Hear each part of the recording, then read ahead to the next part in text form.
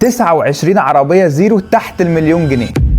في ناس كتير فاكره ان العربيات اللي تحت المليون جنيه دلوقتي قليله في مصر، وهي حقيقه بس برضه مش قليله قوي يعني. سوزوكي اسبريسو، سوزوكي ديزاير، بي واي دي اف 3، بروتون ساجا، نيسان صاني، تشيري اريزو 5، فيات تيبو مانويل، رينو تالين، جاك جي اس 2 وميتسوبيشي ميراج. صوابعنا خلصت بس هنكمل. جيلي جي اكس برو، سوزوكي سويفت، ميتسوبيشي اتراج، اكسنت ار بي، بايك يو 5 بلس، شيفروليه اوبترا، ام جي 5، جيلي اميجرانت، دونفينج شاين ودونفينج بوكس. صوابعنا خلصت تاني بس برضه هنكمل. جاك جي اس 4، جاك جي 7، كاي اكس 3 برو، تشيري تيجو 4 برو، ام جي زد اس، سو ايست اس 05، شانجان سي اس 55 بلس، نيسان سنترا والانترا اي دي. مع العلم ان بعض العربيات دي هتبقى الفئه الاولى بس، وتقسيمه العربيات دي هي 17 عربيه صيني، 7 عربيات ياباني، 2 اوروبي وواحده كوريه وواحده ماليزيه، وبكده في عربيه ناقصه. لو شاطر بقى قول لي ايه العربيه الناقصه اللي انا ما قلتش بلدها. وسامعك اللي بتقول لي كلهم زباله يا عم، صدقني مش انا اللي بصعر يا كينج. فمن غير ما اطول عليك قول طول يا ابو الصفاصيف، انت بالنسبه لك ايه هي احسن عربيه في مصر تحت المليون جنيه دلوقتي؟ ولو عجبك الفيديو ما تنساش تعمل فولو او سبسكرايب.